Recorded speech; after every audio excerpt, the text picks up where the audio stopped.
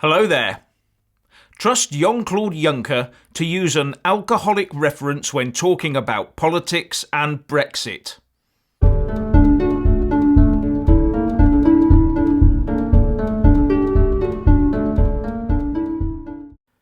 The President of the European Union, Jean-Claude Juncker, said that the UK must pay the so-called Brexit divorce bill.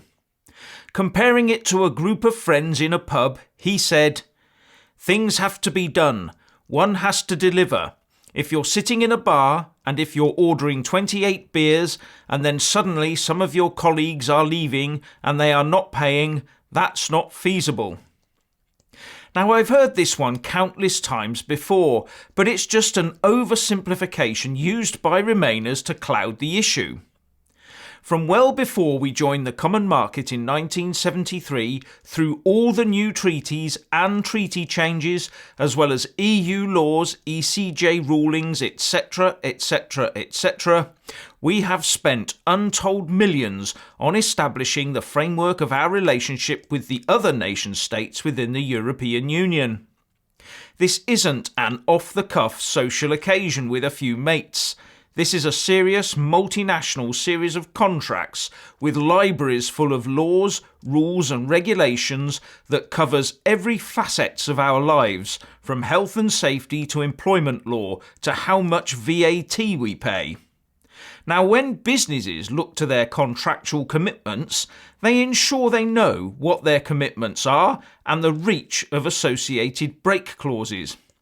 Well, Article 50 is a ruddy great break clause, and it's devoid of any content referring to a leaving member state stumping up barrow loads of cash. If, after millions of hours and euros being spent on these agreements, something like a penalty clause got missed out, then that is not our concern. We cannot allow ourselves to be tethered to a non-existent legal obligation. And feelings don't come into it.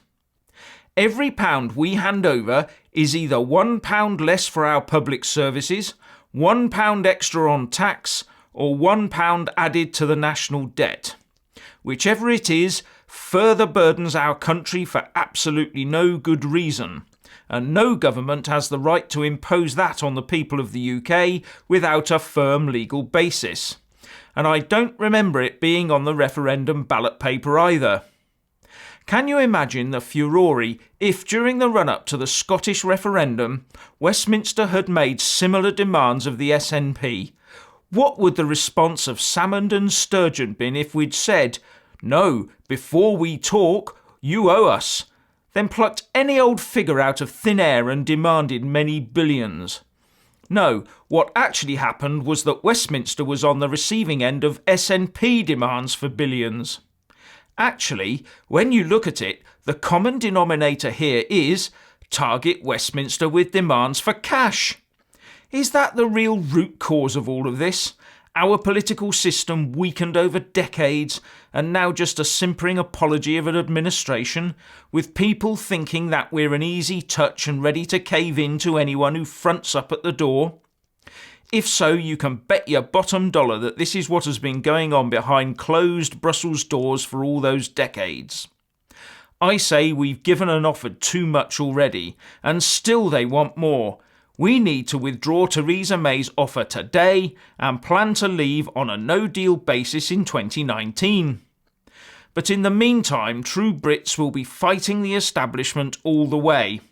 And just in case anyone is in any doubt, the Labour leader, Jeremy Corbyn, is reported by The Independent yesterday as saying, "There isn't going to be another referendum, so it's a hypothetical question. But yes, I voted Remain because I thought the best option was to remain. I haven't changed my mind on that." So what would he be willing to give the EU without consulting the people of the UK? What do you think? Please leave a comment below. Thank you. Please do like and share this video. And also subscribe to my channel. And when subscribing, please do remember to press on the little bell next to the subscribe button. That way you'll get an alert every single time I put up a new video. Thank you very much for watching.